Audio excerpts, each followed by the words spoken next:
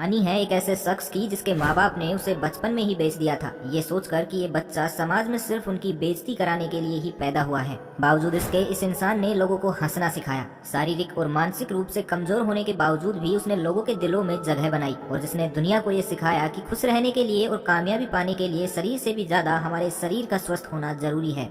ये कहानी है स्लित्ज़ी की। स्लित्ज़ी का जन्म 10 सितंबर 1901 में अमेरिका के ब्रोक्स में हुआ था। तब लोग इन्हें साइमन मेड्स के नाम से जानते थे। जन्म के समय स्लित्ज़ी भी किसी अन्य बच्चे की तरह ही सामान्य दिखता था, लेकिन जैसे जैसे समय बीतता गया तो पता चला कि स्लित्ज़ी सामान्य नहीं था। स्लित्ज़ी को माइक्रोसेफली नाम की एक भयंकर बीमारी थी। ये एक ऐसी बीमारी होती है जिसमें इंसान का चेहरा तो सामान्य दर से बढ़ता है, लेकिन उसका सर बहुत ही छोटा रह जाता है। यानी एक आम इंसान के मुकाबले सर करीब आधे के बराबर ही होता है, जिसके कारण उस इंसान के मस्तिष्क की सोचने समझ की क्षमता कम हो जाती है। कभी कभी ये बीमारी तब होती है जब बच्चा माँ के पेट में हो और बच्चे की माँ अत्यधिक शराब का सेवन करे, या फिर कोई जेनेटिक बीमारी की वजह से भी ये हो सकता है। लेकिन इस बीमारी की सबसे बुरी बात ये है कि इसका कोई इलाज नहीं है।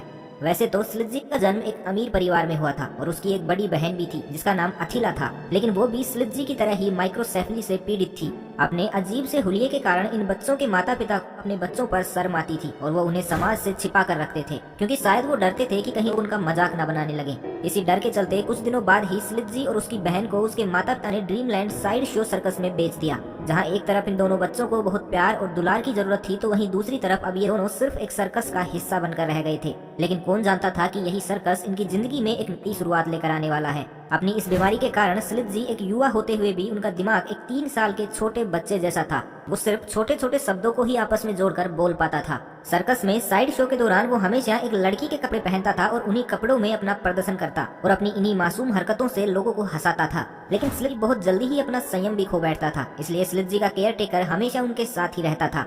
धीरे धीरे स्लित्ज़ी अपनी मासूमियत और अपने फनी नेचर की वजह से दर्शकों और अपने साथियों का चहेता बन गया। जो भी उसके संपर्क में आता वो उसकी सादगी और मासूमियत का दीवाना हो जाता था।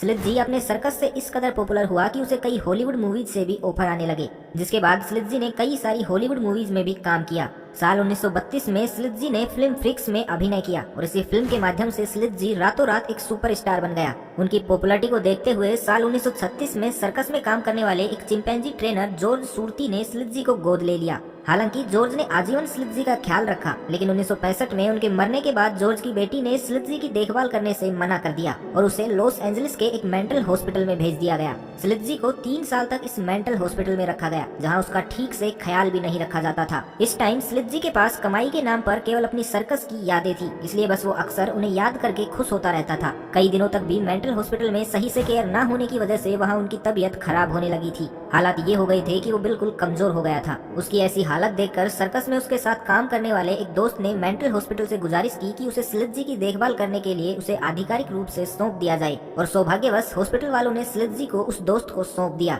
बाद में स्लित्ज़ी ने डॉक्ट्रिच नाम के एक दूसरे सर्कस के साथ भी काम करना शुरू कर दिया। हालांकि स्लित्ज़ी का इतना नाम होने के बाद भी उनका ना तो अपना कोई घर था और ना ही बैंक बैलेंस के नाम पर उनके पास कुछ था। कुछ सालों बाद स्लित्ज़ी लॉस एंजलिस से रिटायर हुआ और अपने रिटायरमेंट के दिन भी उसने लोगों को खूब हंसाया। स्लित्ज़ी हमेशा से ही अपने आसपास वाले लोगों के लिए एक प्यारा और मासूम सा बच्चा था। स्लित्ज़ी की माइक्रोसेफली बीमारी के कारण उसके दिमाग और हड्डियों का पूरी तरह से विकास नहीं हो पाया और इस बीमारी के कारण उसे मिर्गी के दौरे भी आने लगे थे। उसकी ये बीमारी इस हद तक बढ़ गई थी कि उसे अपने अंतिम दिनों में सुनने और देखने तक में भी परेशानी आने लगी थी। आखिरकार 1971 में 70 साल की उम्र में अपनी बीमारी से लड़ते हुए स्लित्ज़ी ने इस दुनिया को अलविदा कह दिया। लेकिन वो एक बात पूरी दुनिया को सिखा गया कि आप शारीरिक रूप से कमजोर हो सकते हैं, लेकिन आपकी सफलता आपके शरीर की नहीं बल्कि आपके मजबूत इरादों की मोहताज होती है।